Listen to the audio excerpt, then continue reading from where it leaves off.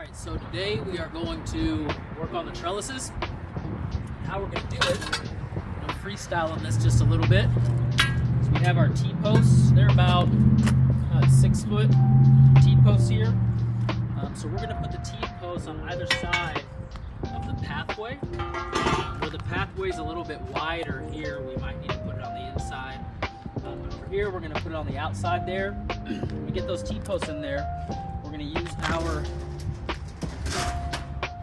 garden fencing here to create the trellis over top. The general idea is that I want about 7 feet in height, and we're going to put grapevine as well as honeysuckle that kind of go over and create this really cool tunnel effect. So it's been a dream of mine to have that. I know it's not necessarily the most practical to grow grapes from what I've been researching.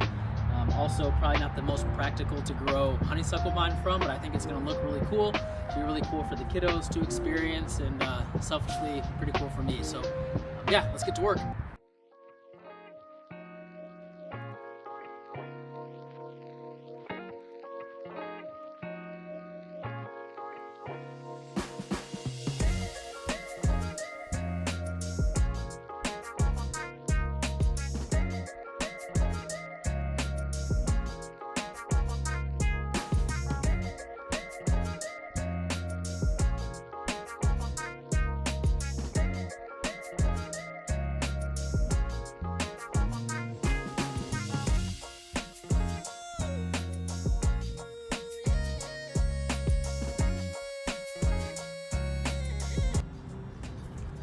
Post hole, I forget what this is called.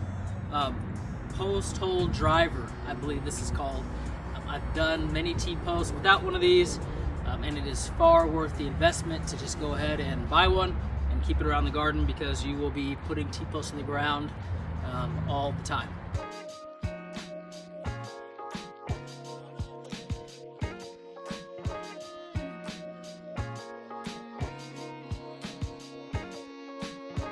All right, so is it perfect? No, but I use this fencing here to measure my width. I want it to be skinnier than the actual fencing, which is good.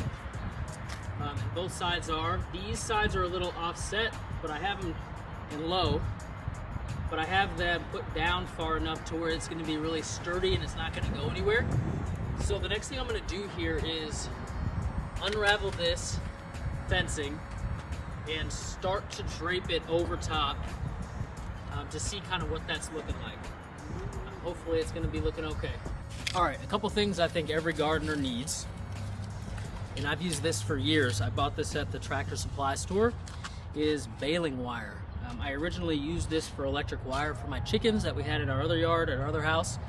I use this every year for tying things, cinching things together. It's going to be what I use to mount the fencing onto the T-posts. Also, any sort of wire cutter. I think I got this at a hardware store, can't remember, but the way that it's designed, I don't know if that's focusing where it needs to, this sucker can cut through a lot. And so what I'm going to do is use this to cut, use the baling wire to adhere, and get after it.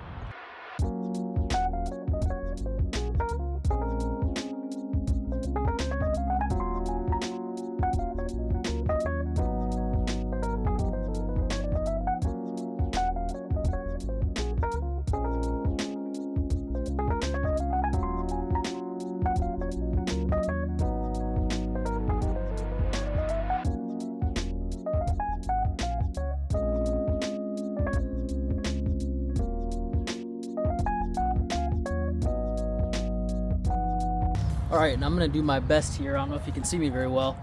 I'm gonna cut this baling wire here just into decent size pieces. You wanna make sure you give yourself enough room so that you can wrap it and twist it really easily. We'll see if I can get this done with gloves on. Sometimes it makes it a little more difficult. I am not gonna have this touch the ground all the way. I'm going to have it rest just a little bit off so that I make sure I'm maximizing the length that I have. So So what I'll do here is reach around like so, pull it through, and I'm just gonna do one on each T-post to start. You can see I kind of cinch it down, twist it like so. There we go. And we'll cut this extra off here when we're done. Cut this and do the same thing on this side. Again, it doesn't have to be perfect because the idea here is that this is all going to be covered eventually. So do you want it to be decent? Of course, in terms of the aesthetic. But it doesn't have to be. And you know, if you're someone that struggles with perfection, you probably find yourself moving at a decently slow pace. I kind of find myself on the opposite end. I like to dive in. And the fact of the matter is if you don't like it, you can fix it and redo it later on. So I'm gonna keep these here, and then we're gonna loop and see if we can see how much length we have on the other side.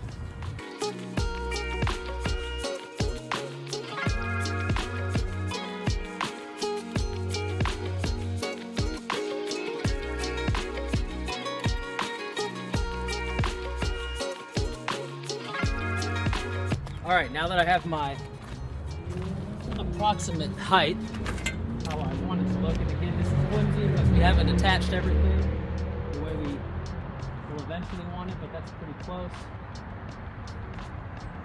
I'm gonna cut this off down there and work on cinching it all down.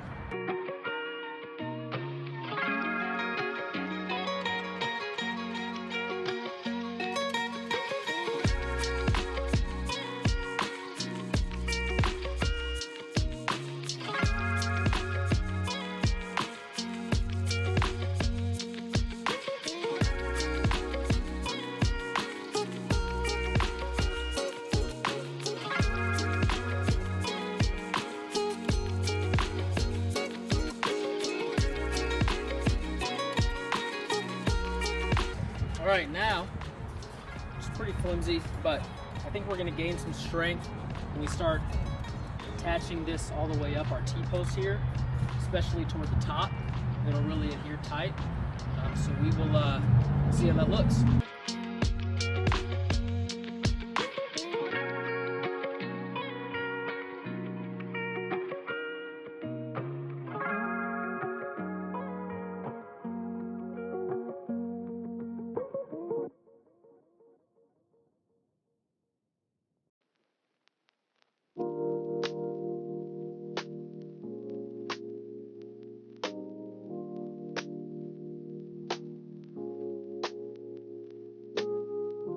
All right, so got the frame of this up.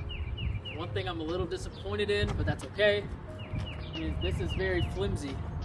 So what I'm going to do, and this is not a today project, but this year, I'm going to put a larger gauge fencing on the inside that probably starts from maybe midway up, and that acts as a support for this, because this is solid. This will support any type of plant, but I'm afraid that when we get some weight on the top, we're gonna get some sag. So I'm gonna get a thicker gauge fencing, start from midway, and give it some reinforcement. But I'm gonna work on trimming some of these edges of the baling wire off, and then I'm gonna work on my second arch.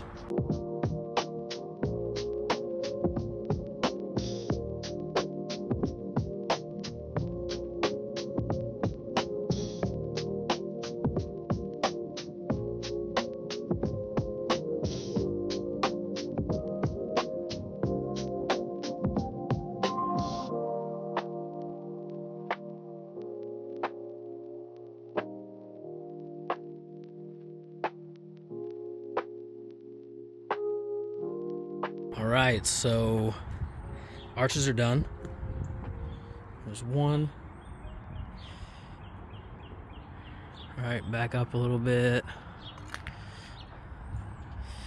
And then as we make our way through, here's the other one. I just think the visual of it is super fun, super cool, super whimsical. Kind of brings me back to my childhood a bit. The one thing that I don't love and that I will have to fix is, you can see how flimsy that is. Same with the other one. So the gauge of the thickness of this wire that I got is not sufficient. So I am going to go to the hardware store and get thicker gauge wire, and I'm going to start that from about there and line it there. So I won't need a bunch of it, but it will reinforce that top piece so that we're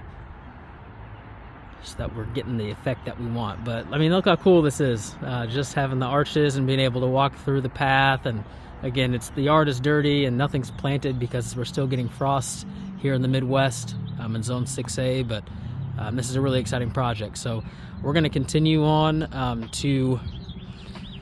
need to put a little bit more mulch here because some of the grass is kind of popping up. I want to kill that all, and then we're going to start a path from there, and it's going to kind of wind. I'll show you the plans, but it's going to wind through to our little seating area, which will be over there. So good stuff, exciting.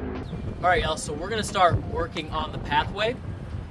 You can see kind of sort of that I've moved the mulch on kind of where I want the pathway to be, but I'm going to more clearly define kind of what that looks like. And then I have a couple bags of gravel you can see there that we're going to start plotting this thing out and working on getting the beds together. So yeah, here we go.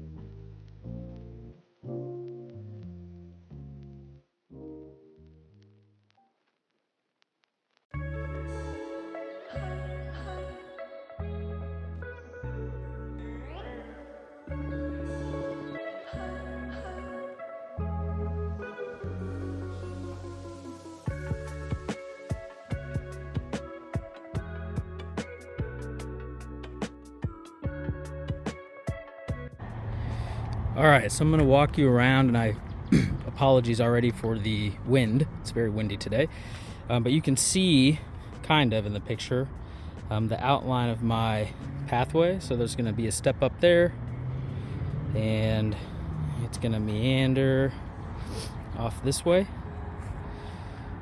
And then there's gonna be a little crossing point. Oh look, we have some birds. I don't know if you can see that. Some birds on the bird feeder over there, that's cool.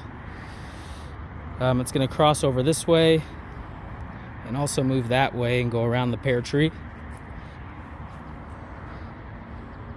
You can see it kind of start here. So what I'm going to do is work on the gravel. Obviously I'm going to need a lot more gravel, but that's what I could fit in the car right now, and we'll get after that.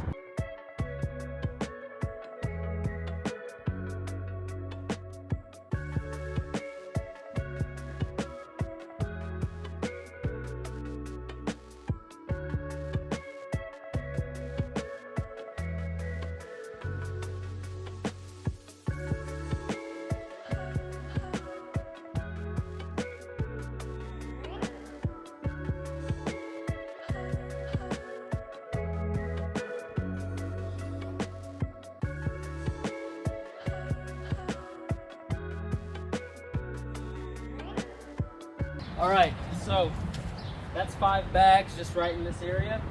Obviously we're gonna need a lot more, but I'm just gonna kind of smooth this out like so. Eventually I will need probably a border in some form or fashion. I have some of this old stone, you can see that, that I might use for part of it, but we'll see. We'll see how this holds up because I don't want the mulch getting too much onto the pathway.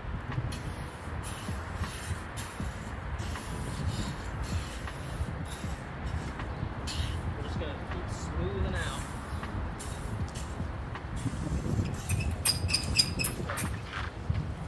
That's my gate, stay shut.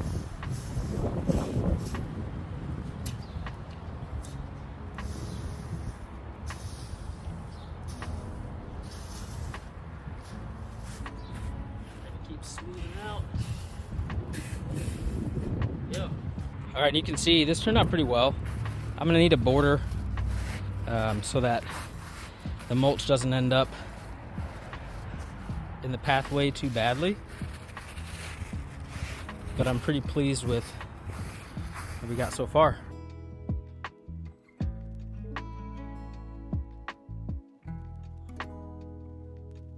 All right, so back to the trellises for a bit. I found these not wires, but these poles near the fence section at the hardware store. And what I did was attach these all the way up with baling wire, kind of overlapped them at the top to act as some additional support. Is it perfect? No. But if you pull here at the top, it is it's sturdy, plenty sturdy to hold any plant or any vine that'll happen. So as you can see there with that one, I bent the poles that I got in the fencing section, and it's acting as the frame for the trellis. So pretty pleased with how this was built. It was super easy. You can see I got my 2 trellises there along the pathway. This first one is gonna have honeysuckle, the second one's gonna have vined grapes, and we'll see how it turns out. All right, so Mom decided to go with the pavers. You can see there. So I went to the hardware store, got a few pavers, didn't get all of them, but I'm gonna start putting those in and putting the gravel in between. Looks like it's gonna turn out pretty well.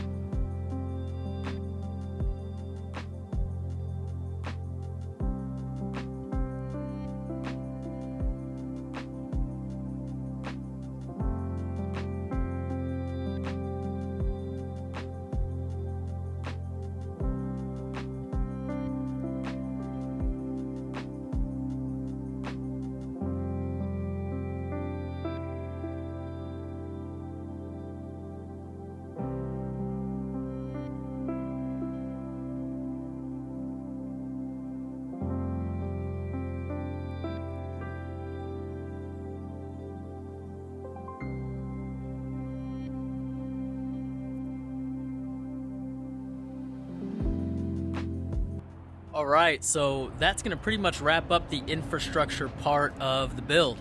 You can see here over my shoulder, we have most of the pathway done. We've laid the gravel down. I'm looking to put some more pavers there just to act as barriers, but pretty pleased with what we're able to accomplish. So now, and you can probably see a sneak peek of some of the plants there in the background, but now we're gonna start with the actual planting, the fun part, and you stay tuned for part 3 of the video to see that. Thanks again for joining the journey here. I'm joining my journey on creating a native garden and killing my lawn, and we'll see you in part 3.